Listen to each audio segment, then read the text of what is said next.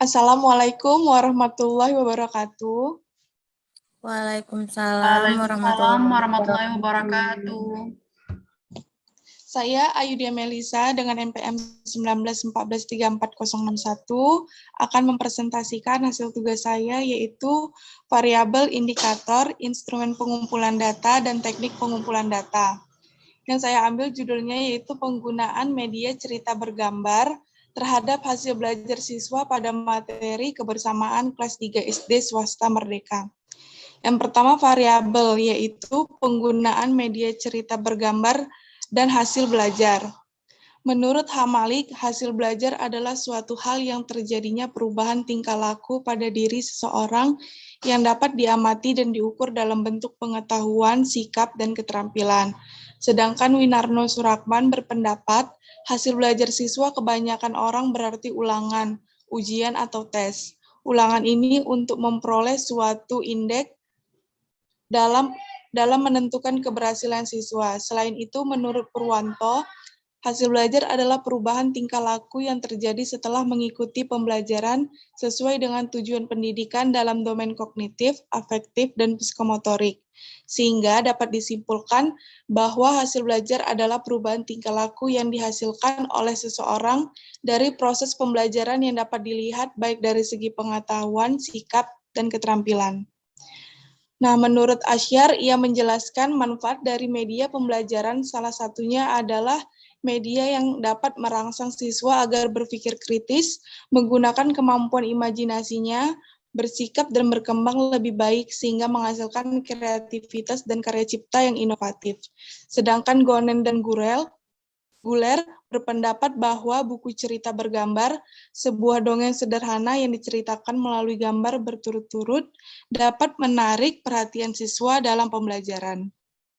Selain itu, Gunansyah menjelaskan bahwa melalui penambahan gambar pada tulisan akan mempermudah siswa dalam menuangkan ide sekaligus dalam waktu bersamaan. Pembaca akan lebih memahami apa yang dibacanya. Nah, dari beberapa pendapat di atas dapat disimpulkan dalam menerangkan materi perlu digunakannya media pembelajaran. Salah satunya media cerita bergambar. Dengan media ini siswa akan lebih mudah memahami materi karena materi ini akan memfokuskan siswa secara pandangan dan pendengaran. Siswa akan melihat gambar yang disajikan dan mendengarkan materi. Dari beberapa pendapat di atas, maka dapat disimpulkan bahwa penggunaan media cerita bergambar dan hasil belajar adalah kemampuan yang dimiliki siswa SD swasta Merdeka setelah belajar materi kebersamaan baik kognitif, afektif, dan psikomotorik yang ditujukan dalam bentuk angka atau huruf berdasarkan hasil evaluasi. Selanjutnya, indikator. Indikatornya yaitu bermanfaat dalam proses pembelajaran, mudah digunakan, dan mudah dipahami. Instrumen penelitian. Instrumen yang digunakan dalam penelitian adalah instrumen tes berupa soal pilihan ganda yang dimaksudkan untuk mengumpulkan data penggunaan media cerita bergambar dan hasil belajar materi kebersamaan. Adapun kisi-kisi instrumen penggunaan media cerita bergambar dan hasil belajar materi kebersamaan sebagai berikut. Nah, di kisi-kisinya itu saya yang pertama ngambil kemampuan kognitif, itu ada C1 sampai C6. Untuk untuk C1 itu 1, masing-masingnya 1. Jadi dengan jumlah 6 soal. Yang kedua, kemampuan kognitifnya saya ambil dengan pernyataan sangat setuju dan tidak setuju. Berdasarkan kisi-kisi di atas, maka instrumen tes yang digunakan sebagai pengumpulan data adalah sebagai berikut.